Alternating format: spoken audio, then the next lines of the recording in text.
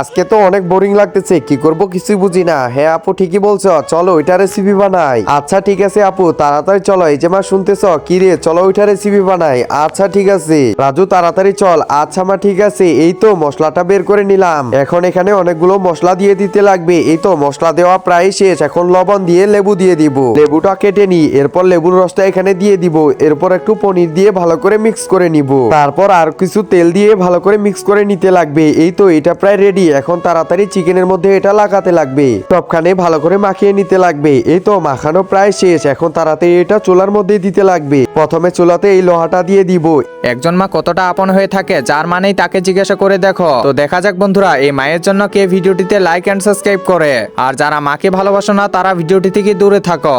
এর উপরে এই যে চিকেনটা দিয়ে দিব, এই ভালো করে বসাতে লাগবে। চিকেনটা দেওয়া হয়ে গেছে, এখন তাড়াতাড়ি ঢাকনাটা লাগিয়ে দিই। আরে বাহ, আমাদের চিকেন তো দেখি একবারই রেডি। তাড়াতাড়ি খাওয়া দাওয়া শুরু করে দাও। আরে পনিরটা দিয়ে খেলে অনেক স্বাদ করবে। এই যে না রাজু, তুই তাড়াতাড়ি খেয়ে দেখতো। আরে মা অনেক টেস্ট করতেছে। আসলেই তো বন্ধুরা, তোমরা কে কে চিকেন খেয়েছো তা কমেন্টে জানাও।